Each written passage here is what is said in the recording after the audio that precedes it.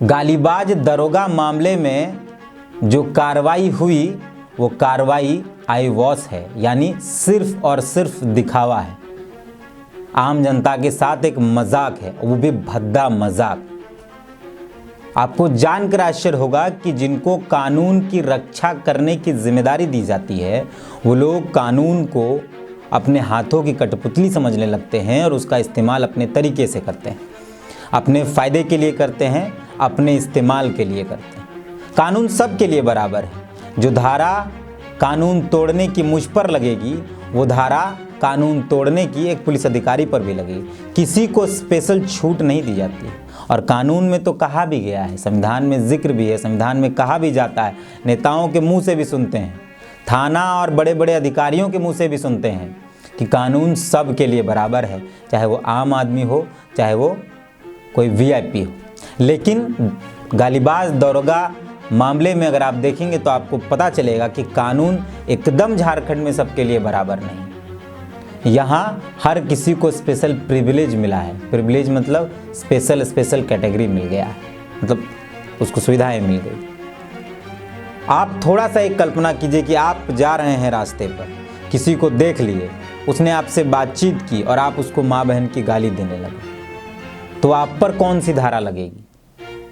अगर आप किसी व्यक्ति के साथ धक्का मुक्की करते हैं, पूरे समूह के बीच में उसे माँ बहन की गालियां देते हैं, तो आप पर कौन सी धाराएं लगेंगी? लेकिन एक थानेदार यही कृत्य करता है, यानी आप पर को गाली गलौज करता है, पब्लिकली आपको अपमानित करता है, आपके समाज का नाम लेकर गाली गलौज करता है, तो उसको सिर्फ और सिर्फ सजा के तौर पर लाइन हाजिर किया जाता है।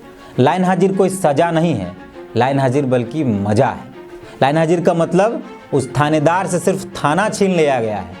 वो पुलिस लाइन में रुकेंगे, रहेंगे, पुलिस लाइन में रहेंगे, कोई काम नहीं करेंगे, लेकिन उनका पैसा पूरा मिलेगा। मतलब ये सजा नहीं है, सिर्फ थानेदार का थाना छीन लिया गया, बाकी वो कोई काम उनसे लिया नहीं जाएगा, लेकिन तनख्वाह पूरी मिलेगी। तो ये कैसी सजा? अगर एक व्यक्ति के इस घटिया मानसिकता पर, घटिया कृत्य पर उसको सजा देनी थी तो उसको सस्पेंड किया जाना चाहिए था। उसके बाद जो पीड़ित परिवार एसटी-एससी थाने में जाकर एफआईआर दर्ज करा रहा था, उस एसटी-एससी एट्रोसिटी एक्ट के तहत उस थानेदार पर एफआईआर दर्ज होना चाहिए था, फिर विभागीय कार्रवाई होनी चाहिए थी, ये तमाम चीज़ें थी। लेकिन 4 दिन बाद एक कार्रवाई हुई, वो सिर्फ आईवॉश और दिखावा था। वो क्या था? लाइन हाजिर। क्या होता है लाइन हाजिर? लाइन हाजिर को इंटरनेट पर सर्च करिएगा। जो लोग नहीं जानते हैं लाइन हाजिर क्या होता है, मोबाइल चलाते हैं, गूगल पर जाइएगा, देखिएगा कि लाइन हाजिर क्या होता है। लाइन हाजिर कोई बहुत बड़ी सजा नहीं, पनिशमेंट नहीं है लाइन हाजिर।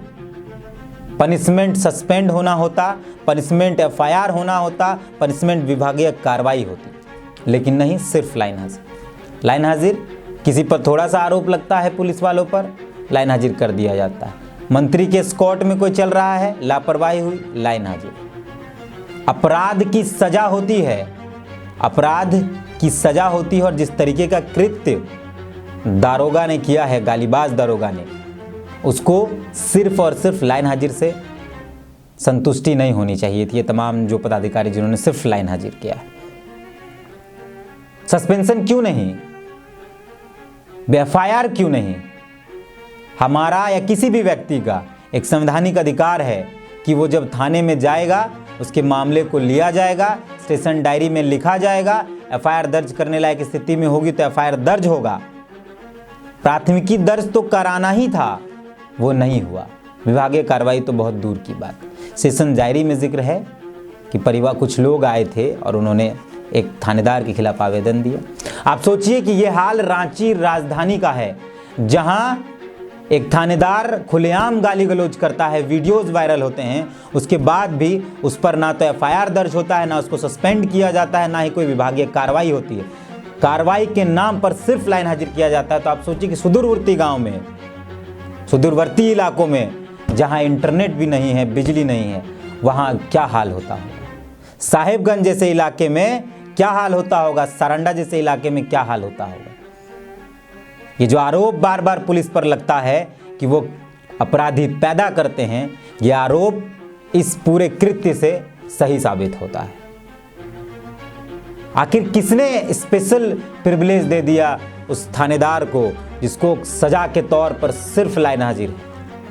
आखिर किसके संरक्षण में वो थानेदार है कि विधानसभा में विधायक महोदया सवाल उठाती हैं, उसके बावजूद भी कार्रवाई के नाम पर सिर्फ और सिर्फ लाइन हाजिर है? आखिर किसका संरक्षण है? या जो गाहे बिगाहे लोग इंटरव्यूज के माध्यम से, आंदोलन के माध्यम से कह रहे हैं कि कई लाख रुपए देकर थानेदार की पोस्टिंग हुई और थानेदार के पोस्टिंग का पैसा जो है वो यहाँ बढ़ता है, तो क्या यह सही था? और अगर ये सही नहीं है तो फिर इतने बड़े अपराध का एक छोटा सा सजा, लाइन हाजिर, आखिर क्यों? आखिर किसके संरक्षण में दारोगा, जो गालीबाज दारोगा हैं वो हैं? कौन संरक्षित कर रहा है उनको? कौन संरक्षण दे रहा है उसको? मेरा कोई व्यक्तिगत दुश्मनी नहीं है उन दारोगा साहब से, उनकी भाषा, उनकी मानसिकता, उससे दुश्मनी है मेरी। और ये पहली बार नहीं है, उन पर एक और आरोप है कि वो केस दर्ज करने के लिए 50,000 रुपया मांग रहे थे।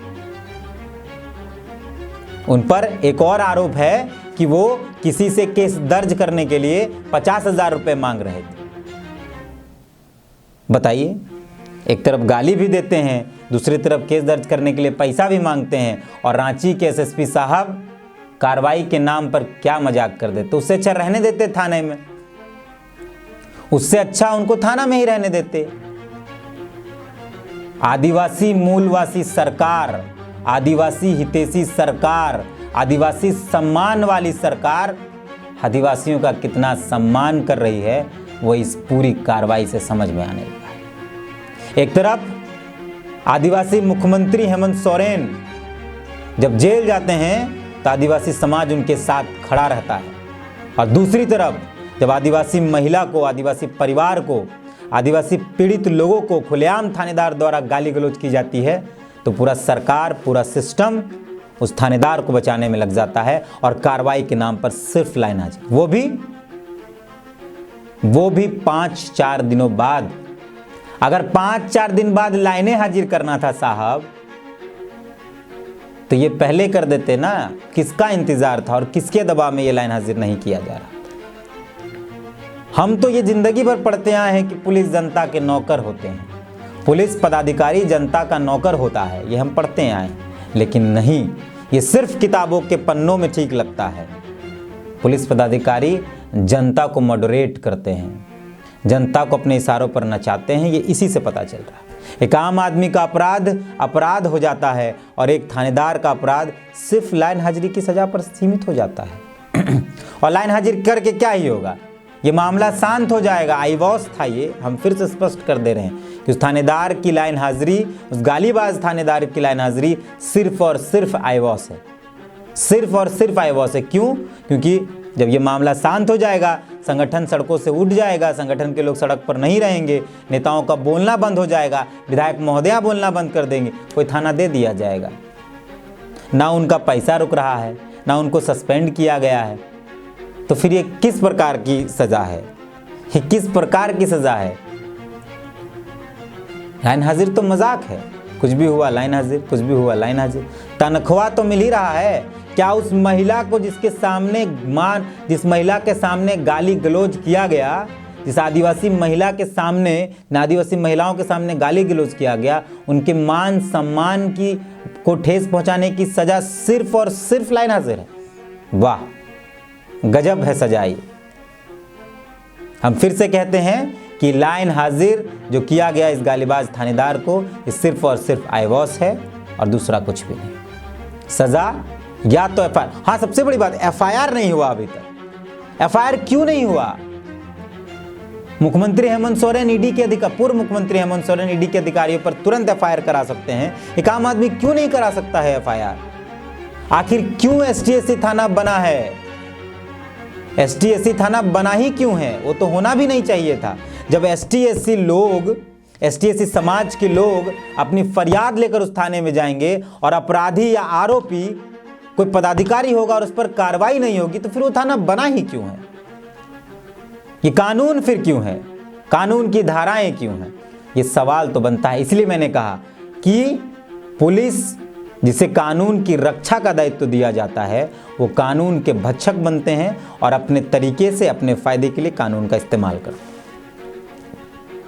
तो यही था इस वीडियो में कि आईवॉस है ये पुलिस लाइन में जो हाजिरी लगाई, मतलब पुलिस लाइन हाजिर कराया गया गालीबाज थारोगा को, वो सिर्फ और सिर्फ आईवॉस है। बाकी देखते हैं इस राज्य की आदिवासी मूलवासी हितैषी सरकार, आदिवासी मुख्यमंत्री इस पर कुछ करते हैं या राज्य के 28 आदिवासी विधायक इस पूरे मसले पर मौन रहते हैं या कुछ बोल पाते हैं। जोहार।